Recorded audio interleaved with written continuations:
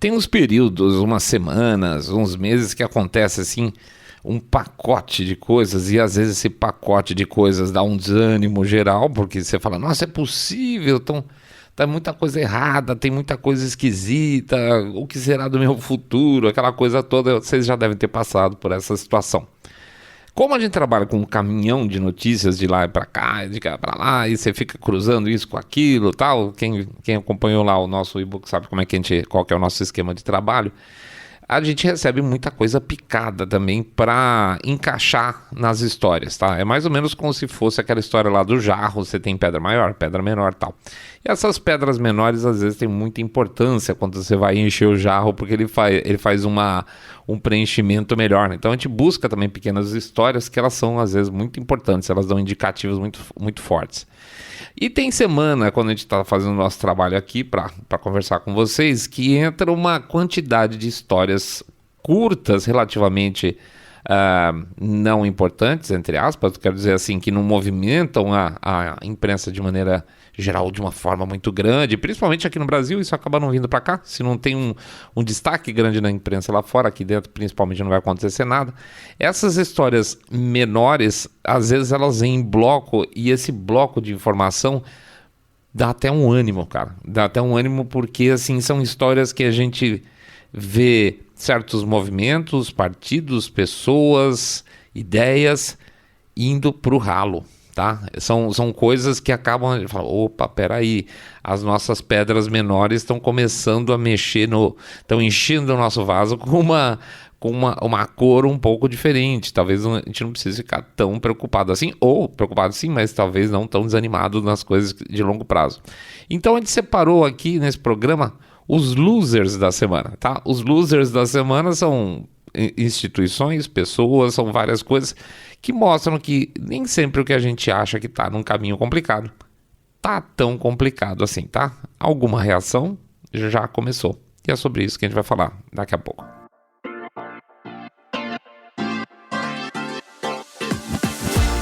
Saindo da bolha. Menos notícia, mais informação para você. Os losers da semana. A comunidade gay de São Francisco. Já cansei de falar aqui para vocês que a gente não tem nada contra ninguém, de maneira geral, cada um que vive a sua vida, né? O famoso, eu adorava os anos 80, o famoso live and let live, né? Cada um viva do seu jeito. Quando essas determinadas minorias, e na verdade a maior parte delas começaram a ficar muito barulhentas e começaram a ganhar espaço demais, com excesso de concessões, com excesso de necessidade de dar ordens, né? Ah, vou mudar a língua, vocês precisam mudar o hábito, vocês precisam... Aí a coisa sempre enche o saco de uma maneira geral. E uma das comunidades mais complicadas que tem é a comunidade gay de São Francisco, até porque ela é muito conhecida. Então os caras são cheios de dar pitaco nas coisas aqui e ali, politicamente, classificar as pessoas e rebaixar as pessoas que não concordam com a totalidade da ideia deles. É aquela história velha de sempre dos virtuosos, né? Pois bem, veja, olha essa história. Essa semana agora aí, eu acho que agora vai ser durante essa semana ou na próxima, vai ter o festival lá que eles chamam de Door Alley. O que é esse Door Alley? É o festival de negro lá que vai vestido de couro, com os traseiros de fora. Sabe aquela coisa toda que tem a turma do couro lá? Então, do feitiço, né? É um festival de feitiços.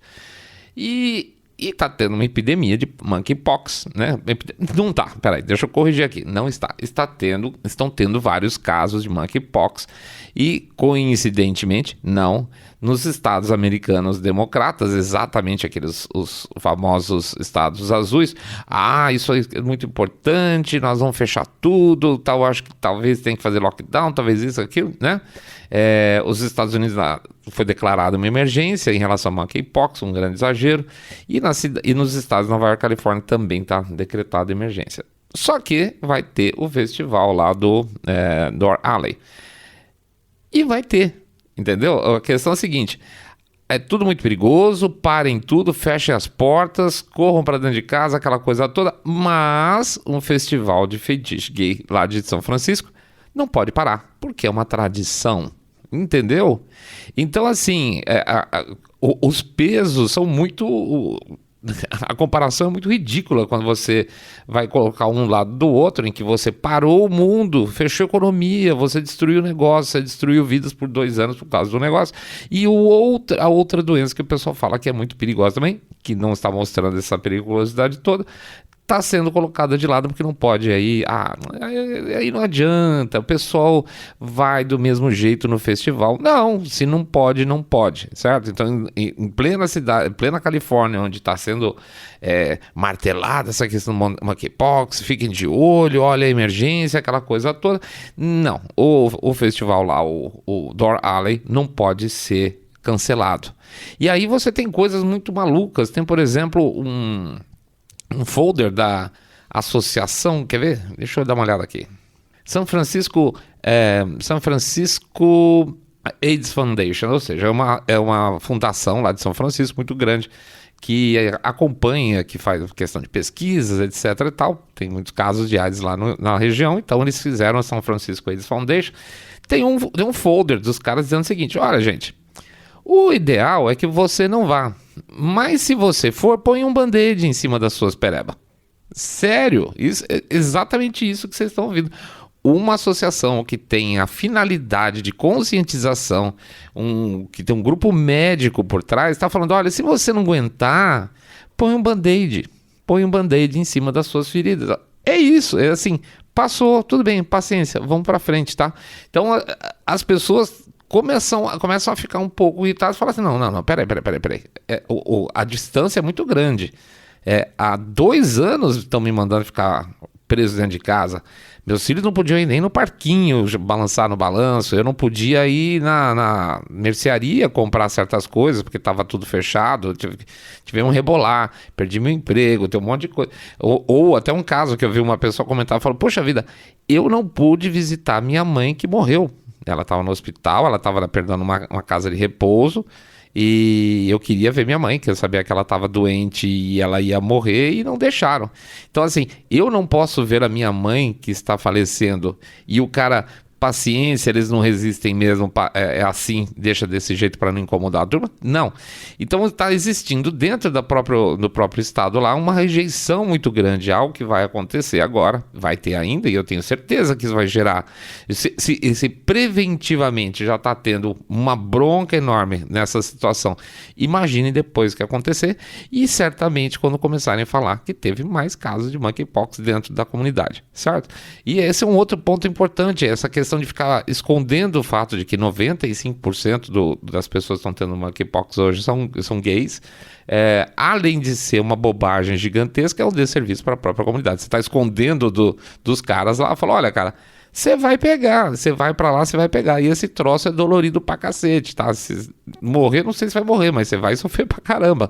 Então assim, pra não ferir suscetibilidades, as pessoas não falam que isso atualmente é uma doença em que mais de 95% dos casos lá são dentro da própria comunidade gay.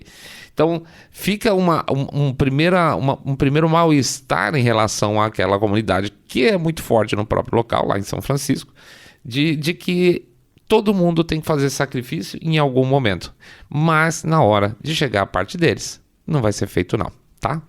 Isso é sempre o começo de um início de rejeição e de perda de força de um determinado grupo. O FBI.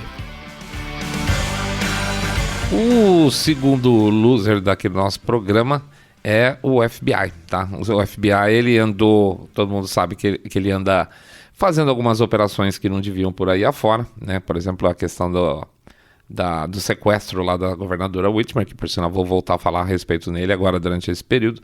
Mas o auge da situação em que o FBI foi exposto como uma instituição que deveria estar trabalhando para o Estado, mas não como para Estado, desculpe o trocadilho, foi a ida do chefe do FBI, lá uma audiência no Senado americano. O cara é o famoso Christopher Wray, tá? Que ele é o cabeça do FBI.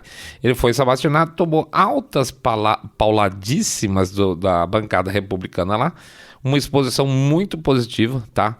E eu acho que, assim, o ponto alto durante essa exposição, essa sabatina, foi do senador Ted Cruz, tá? O senador Ted Cruz, ele levou algumas ilustrações que foram revelações feitas pelo Project Veritas. Um cara foi lá e falou, um dedo duro, foi no Project Veritas e mostrou pros caras lá, falou, olha o tipo de treinamento que os caras do FBI estão dando pro seu pessoal, tá? O que era isso? O que esse treinamento tinha de especial? Eles estavam politizando as coisas. Essa politização, na verdade, ela é já antiga, começou desde a época do governo Obama. Obama foi a grande abertura aí para um FBI democrata, vamos chamar assim, e incompetente, tá? Mas vamos dizer assim, depois de Obama, passando pelo próprio Trump, não conseguiu mexer o suficiente no tal do swamp, que eles falavam, e agora com o Biden o negócio tá abraçada, né? Então eles estão definindo nesse treinamento que foi vazado aí pelo Project Veritas o que eles chamam de Militia Violent Extremists, extremistas violentos de milícia, milícias extremistas violentas, pronto, milícias extremistas violentas, MVE para eles lá.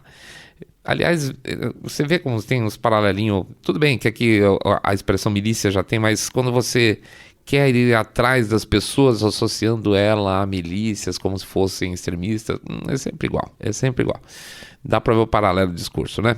Pois bem, então lá nesse treinamento do FBI, não era a questão mais do óbvio, tá? Se o cara é uma milícia violenta, o óbvio seria o quê? O cara tem bandeiras nazistas, ele tem símbolos da clã, essas coisas, não, eles estavam mostrando outros símbolos que os agentes deveriam prestar atenção para que fosse localizado um provável extremista miliciano, tá? E o que seriam esses prováveis símbolos que eles falam para os caras ficarem tomando cuidado? Primeiro, a pessoa usar a famosa Betsy Ross Flag, aquela bandeira dos Estados Unidos, a primeira bandeira que ficou mais conhecida, que em vez de ter as estrelinhas distribuídas lá na horizontal, né, em fileirinhas, ela é um círculo. Vou botar no YouTube a imagem lá. Tá? Então botou a Betsy Ross Flag, que é uma bandeira histórica americana, como se fosse um símbolo que é um red flag de que se o cara usa isso aí, talvez ele seja um miliciano extremista. E o Ted Cruz detonou o próprio Christopher Wray falando, escuta, na posse do Biden tinha atrás dele uma Betsy Ross, na posse do Obama tinha uma bandeira Betsy Ross atrás também. Então isso é um absurdo. Para começar, é um uso de um símbolo nacional, tá? A mesma coisa falar assim, olha, os caras são milicianos extremistas porque estão usando a bandeira do Império aqui no Brasil. Não tem absolutamente nada. Outro item que eles chamam lá, um símbolo que é para ficar de olho na pessoa, seria usar aquela Gadsden Flag, que é aquela bandeira da cobra, né? Que fala Don't tread on me, não pise em mim. Aliás, nós fizemos já um dos nossos programas usando, então provavelmente a essa altura, uma capinha que a gente teve num programa lá atrás, usou a Gadsden Flag, então provavelmente a gente deve ser miliciano extremista também, tá? E de novo, o Ted Cruz, ele arrebenta os caras mostrando o seguinte, olha, bom, se você usar de alguma forma essa bandeira faz de você um extremista, então todas as pessoas que têm carro na Virgínia são extremistas, porque essa bandeira está presente na placa dos carros da Virgínia, tá? Desmonta completamente a situação. Uma outra bandeira também que eles falam que é coisa de extremista é a Gonzales Battle Flag, que é uma bandeira que foi utilizada na época da separação do Texas em relação ao México, que também não tem absolutamente nada a ver com extremista de milícia. E aí fica pior ainda, porque o Ted Cruz bota a bota dele em cima do balcão onde ele está falando ali da mesa, falando, minhas botas têm essa bandeira da Gonzales Battle, tá? Então assim, é questionado esse tipo de material, obviamente o Christopher Wray fala, eu não estou sabendo de nada, não sei, é sempre a mesma história, não sabe de nada, é um material que eu não conheço, não posso opinar a respeito, e ele volta, o próprio Ted Cruz também bota mais uma pedra em cima e ele conta o seguinte. A gente já fez um programa, aliás, falou 2 vezes sobre esse tema, né? O famoso sequestro aí da governadora Whitmer, né? A governadora do Michigan, que teoricamente ia ser sequestrada por um grupo de milicianos e que iam matá-la, fazer aquela coisa toda. Na verdade, era um projeto para estragar a campanha do Trump, tá? E a história final que ficou comprovada é o seguinte: quem bancou, quem organizou, quem fez tudo foi o FBI. Eles simplesmente pegaram 4 tontos lá no meio, jogaram dentro do grupo deles e fizeram todo o Huawei em cima. Tanto que os caras que seriam do FBI, que deveriam ser processados, também nunca foram, tá? Só foram processados os 4 caras que não eram do FBI e que não teriam condição de ter um plano tão grande como foi feito naquela situação. E, inclusive, os 4 saíram já sem nenhum tipo de penalidade. 2 deles tiveram o processo encerrado e 2 foram inocentados. De tão absurdo. O dinheiro, a organização, foi tudo feito pelo FBI. Muito bem.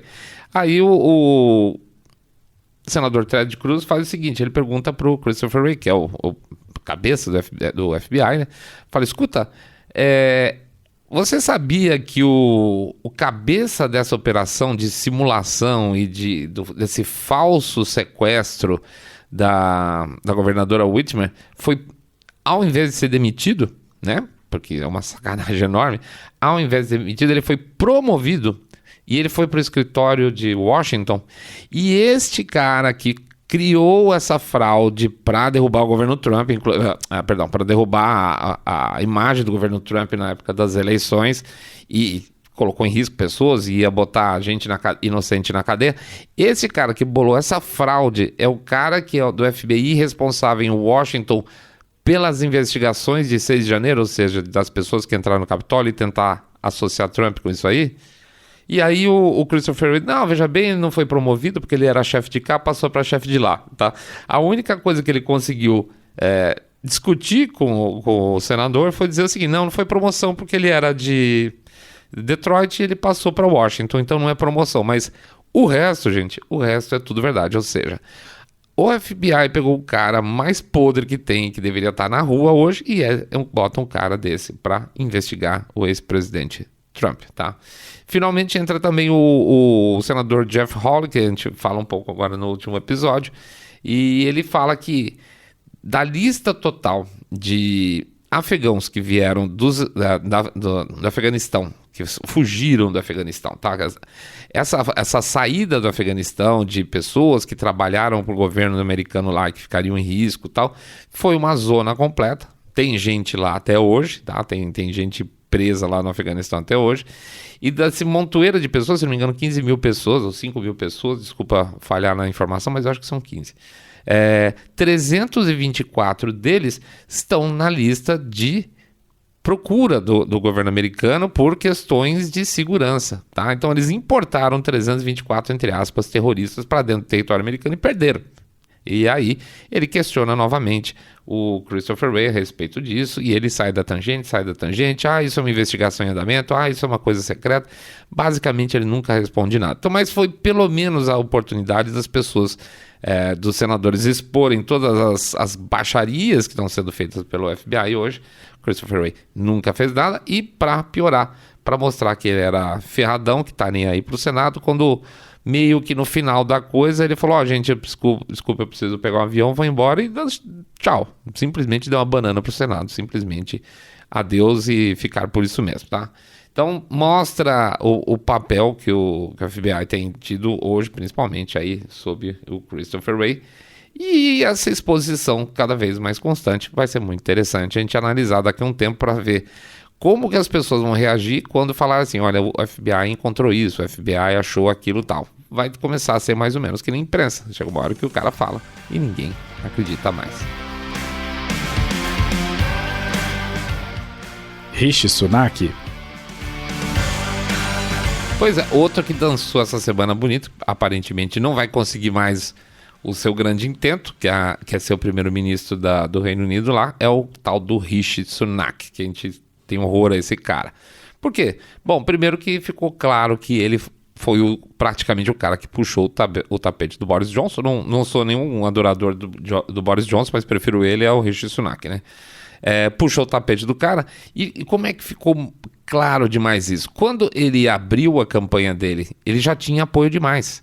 Entendeu? Você não fala assim, bom, acho que eu vou entrar aqui para concorrer a primeiro-ministro e eu já tenho apoio desse. Bom, então você já está armando isso faz muito tempo. E aí foi meio que, né? Esticou aí a corda além do possível. Segundo ponto, que ele é absolutamente um cara arrogante. Realmente é um cara nojento. Não sei se vocês já viram alguma entrevista dele. Ele é um cara que se acha muito incrível, muito inteligente, muito extra, muito tudo, tá? Ele é um cara que vem vamos dizer assim, das altas classes lá do Reino Unido. Inclusive tem um vídeo dele dando risada lá, conversando com alguma pessoa, dizendo, não, eu não conheço nenhum trabalhador assim, eu tenho contato mais com as pessoas da alta classe. Então, não é legal para o primeiro-ministro simplesmente achar que o trabalhador médio é uma pessoa que não vale ter contato, né? Terceiro caso, que a gente botou até num videozinho lá nosso aqui no YouTube, contando da mulher dele que tem negócios, a família da mulher dele tem negócios com a China, e ela mesma tem contas no exterior para fugir dos impostos, para um cara que era o responsável pelo Tesouro Britânico. A mulher não querer pagar imposto com dinheiro fora do país pegou muito mal, e o fato dele ter green card americano escondido por muito tempo para poder fazer negócio lá e receber lá pelos Estados Unidos também não pagar imposto. Esse é o cara que era o cara do Tesouro e que queria ser o primeiro-ministro britânico. E além de tudo, ele foi muito mal nos debates, ele foi mal educado, ele é arrogante, tá? Ele é muito arrogante, e aí ele juntou a fome com a vontade de comer, né? Porque aí você consegue dar uns argumentos daqueles que a gente não gosta, mas que funciona. Durante os debates com a principal candidata de oposição dele lá, que é a Liz Truss, ele falava por cima dela, tipo assim, tô nem aí que você tá falando, tô falando por cima. Então, para as mulheres pegou muito mal, tá? Ficou como um cara que realmente não respeita as mulheres, não duvido nada, tá? Eu realmente não duvido nada que também seja parte do perfil dele, mas no mínimo é um cara muito, muito, muito tosqueira, tá? Tosco, metido e simplesmente começou a todo mundo pular fora. O resultado disso é que a coisa tá tão enroscada que não é impossível que o Boris Johnson reassuma a casa e continue para frente, tá? Essa história não acabou ainda, a gente não estava fechando por causa disso, mas o contrapé que o Rishi Sunak tomou foi tão grande que a gente ficou feliz, a gente quis botar ele na lista dos losers aqui da semana. É tão loser, mas tão loser, que é capaz de fazer o Boris Johnson voltar. She-Hulk. Disney, mais uma aí, é a famosa história agora que vai lançar aí na Disney Plus, a She-Hulk, né, a mulher Hulk. A coisa já tá ruim, tá? Nem começou, acho que é 18 de agosto vai ter o lançamento da She-Hulk agora, e já começou a pegar fogo o negócio, porque eles fizeram uma pré-apresentação, aquela história de sempre, melhores momentos e tal, e as pessoas falaram em geral que a parte lá de CGI deles, a parte de computação gráfica, tava ruim, tava pobre. E aí, ao invés de os caras falarem, não, peraí, a gente tá terminando ainda, isso aqui só é um preparativo, é só uma prévia do que vai ter, os caras já começaram a falar que era machismo, tá? Que você não pode criticar o She-Hulk, porque qualquer crítica que você faça é machista. E as pessoas, bom, então se a gente vai ver uma coisa feia ou mal feita e tem que gostar porque ela é mulher, então não vou assistir. E aí pronto, gira a coisa de novo. Ah, você não vai assistir? Não é porque você não está gostando, ou porque você não gostou do roteiro, ou porque você não gostou da atuação, é porque você é machista. Bom, qual que é a questão disso tudo? Não tem problema. A gente já comentou até isso uma vez. Você quer fazer um programa lacrador? Tudo certo, não tem problema nenhum. Isso é um mercado que você vai procurar. Você vai encontrar os lacrativos que vão achar ótimo, que ela vai ser incrível. Todos os homens do seriado vão ser burros, só ela que vai ser inteligente, aquela coisa toda, esse roteiro padrão. E vai ter um público que agrada. Quanto que é? 20%, 30%, 40%? Não sei qual que é o percentual que gosta de assistir alguma coisa só pela lacração. Deve ter um percentual aí, deve ser, nos Estados Unidos deve ser até alto, deve ser no mínimo uns 20%. Mas fique feliz, porque você está fazendo um produto que ele é adequado para 20% só do seu público, né? É isso aí. Então, assim, fala que legal, ó, acho que 20% dos americanos são lacrativos, 20% assistiram. Poxa, foi um super sucesso. Agora, não queira que eu assista, não queira que o cara que gosta do Hulk original assista, porque senão todos vocês estão deixando de assistir. Não é porque você não gosta, não é por causa do roteiro, não é porque eu não gosto nem do estilo de série, mas é porque eu sou machista. Então, assim, vai flopar, tá? Já está previsto que o negócio vai dar uma flopada muito em breve. E, obviamente, eles vão perder dinheiro, vão falar que é tudo uma questão de preconceito contra as mulheres. Quanto tempo aguenta o cofre de uma empresa que já está com as ações em queda livre fazendo isso aí? Por quanto tempo a mais? Quanto tempo que o investidor vai querer se manter lá dentro botando seu dinheirinho? Eu acho que o tombo deles, que está vindo há muito tempo, vai continuar, talvez até pior. Liz Cheney. A Liz Cheney é filha do ex-presidente Dick Cheney, tá? Ela foi, inclusive ela trabalhou, ele era vice do Bush e ela trabalhou durante o governo George W. Bush como subsecretária de Estado, tá? Então é um negócio tudo meio em família. E ela hoje é representante, ela é congressista aí pelo estado do Wyoming. Só que ela tem sido anti-republicana, ela não é nem Rhino, tá? Ela nem Rhino é, ela ultrapassa essa barreira porque tudo basicamente que ela faz faz batendo de frente com o Partido Republicano. É descarado, tá? É mais ou menos aquele perfil que ele fala, né? Se o cara faz parte do grupo Bush, via de regra, ele está trabalhando contra o Partido Republicano, principalmente agora, nesses momentos nessa fase mais magra, tá? E a Liz Cheney, então, ela está agora entrando de volta. Só que tem alguns problemas para conseguir entrar nas primárias aí, ser a vencedora das primárias e entrar como candidata a um distrito congressional lá no Wyoming.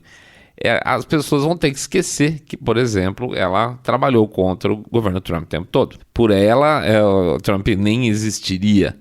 E mais do que isso também, ela não tem, vamos dizer assim, um alinhamento com muitas das propostas que normalmente o restante do Partido Republicano tem, tá? Basicamente, ela é um ponto fora da curva e está sempre brigando com o resto da base. A ponto do próprio Partido Republicano lá do Wyoming fazer uma declaração de que ela, apesar de estar no partido, ela não representa os ideais do partido. O próprio partido dela diz que ela não pode.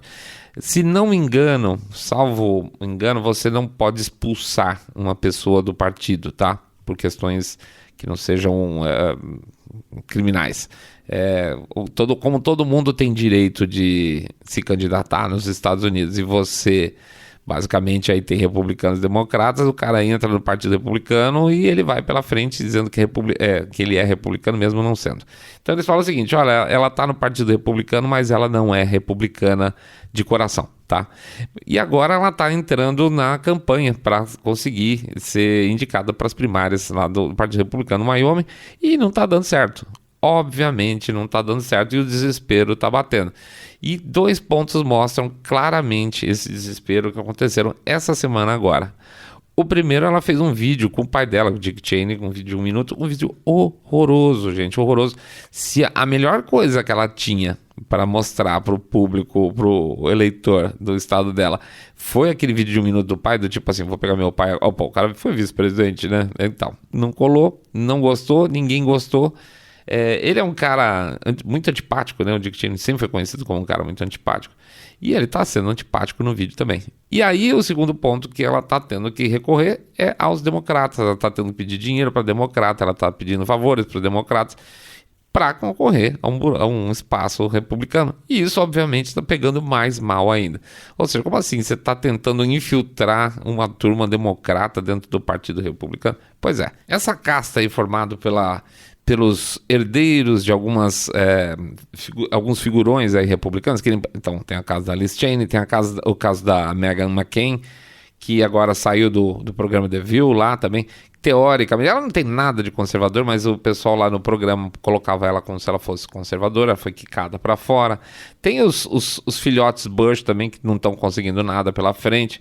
Então, assim, essa turma está sendo varrida para fora com essa história agora, com esse movimento MAGA que está acontecendo. Então, assim, eles estão sendo a terceira opção. O cara é MAGA, um republicano tradicional, e não dá. Essa turma aí que vinha mandando, de certa forma, e preparando seus herdeiros, está começando a ser dizimada dentro do Partido Republicano. Muito bom. Eu acho que com isso os Estados Unidos só têm a crescer. A administração Biden. Outro grande derrotado nessa semana foi a própria administração Biden. A confusão com essa história da viagem da Nancy Pelosi para Taiwan mostrou basicamente que o Partido Democrata está fraturado. Se não está morto, está bem quebrado, sendo bem sincero. Acho que o grande exemplo do que aconteceu foi essa semana que, quando se não me engano, foi o Peter Doocy da Fox, perguntou pro pessoal lá do Departamento de Defesa como é que podiam estar sendo faladas coisas tão diferentes assim. Por quê? Porque lá no Departamento de Defesa americano eles falam, olha, a gente não apoia a independência de Taiwan. Por quê? Porque não dá para apoiar formalmente, tá? Basicamente, não é o momento de se fazer esse tipo de declaração, isso eu concordo com os caras, tá? Não seria o momento agora mesmo, já estava quente demais. Aí a mulher vai para lá e ela fala que ela apoia Taiwan, ela está ao lado de Taiwan.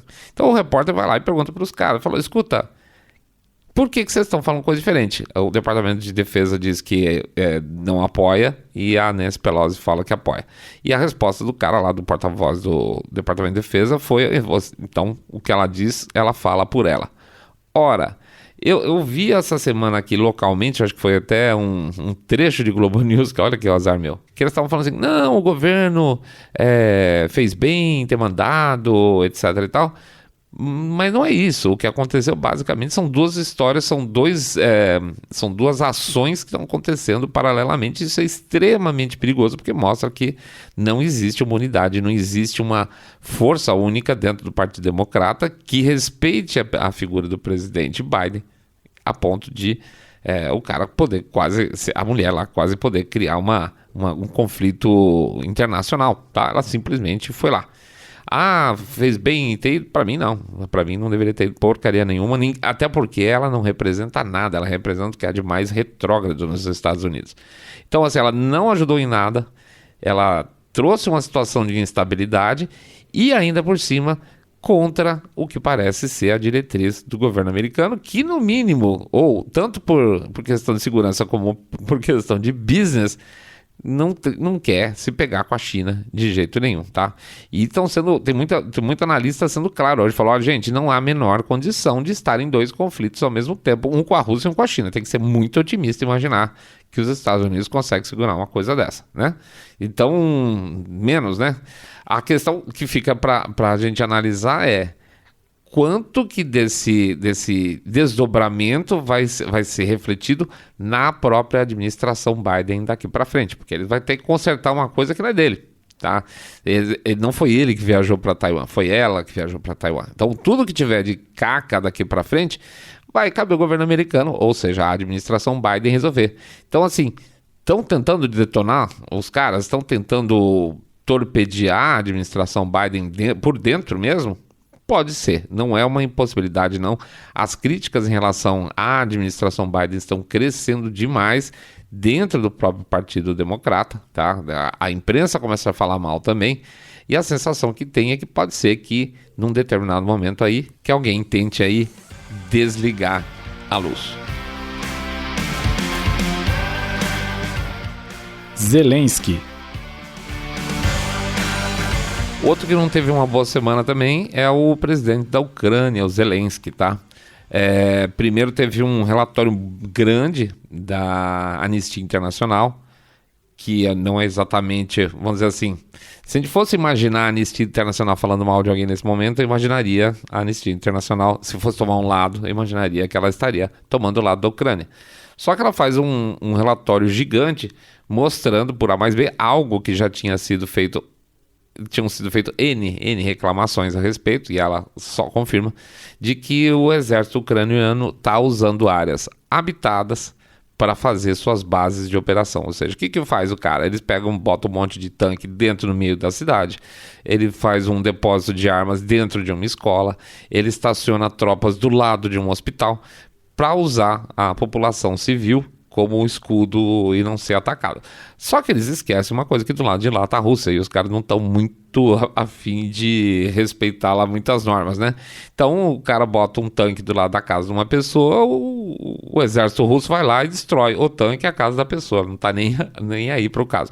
Então a Anistia Internacional saiu dando rabo de arraia em todo mundo, falando, olha, a Rússia não pode fazer isso, mas também isso acontece porque a Ucrânia tá botando tropa em lugar habitado, e é verdade. Tá? Ou seja, não dá para ficar fazendo julgamento retroativo, tá? Olha, mas isso não teria acontecido se...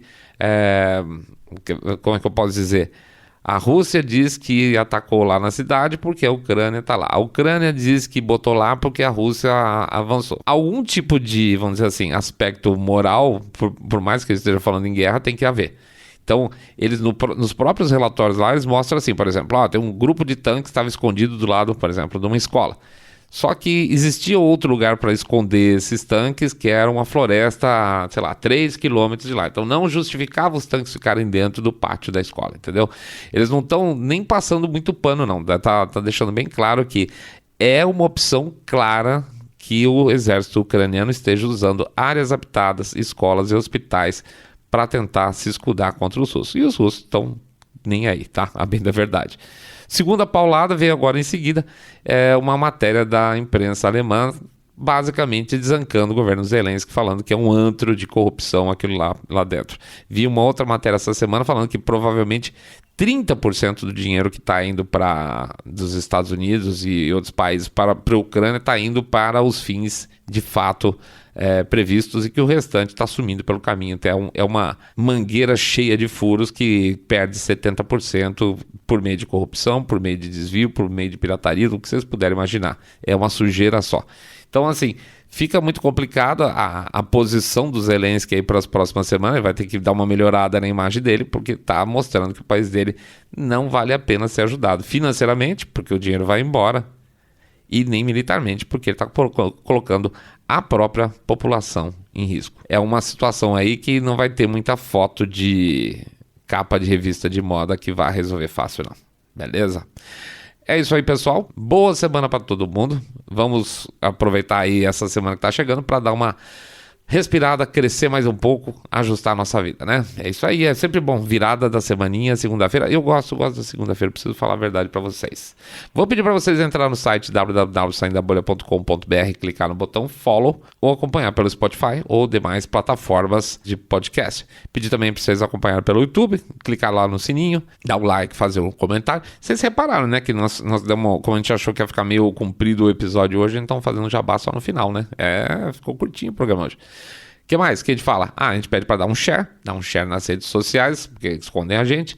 Pede também para fazer o famoso boca a boca sarado, contando que vocês estão acompanhando um podcast Cabeça Direita Limpinho, supimpa, que detesta, abomina o politicamente correto. Pede também para dar uma passada lá no site do nosso e-book, o Treler, www.treler.com.br, dá uma analisada aí. Olha que coisa interessante, acho que eu vou comprar esse e-book está da hora, tá? Dá uma analisada com carinho, por favor. Pede também, por favor, aí sim, nosso momento sagrado é o momento do Pix, que a gente pede para vocês considerarem de coração uma doação de 1, 2, 5, 10 milhões de reais, pingado não é seco, ou uma doação de R$1 por episódio, porque R$1 por episódio, evidentemente, ajuda pra caramba, senão o Roberto Carlos não ia querer ter 1 milhão de amigos, né? O que mais? É isso, só isso. Hoje o nosso jabá tá super curto, estamos super pragmáticos aqui, fazendo o programa assim, na rapidez. Boa semana para todos. Fiquem muito tranquilos que as coisas... Olha aí, você vê, quando você tem uma sequência de losers do lado de lá, é um bom sinal. É um bom sinal. São 7, 8 losers aí que a gente empilha um do lado do outro. Tudo gente conhecida, tudo gente importante, instituição importante. Pode ser que as coisas estejam melhorando pro nosso lado, tá bom? Grande abraço, fiquem todos muito, mas super, super bem. Saindo da bolha.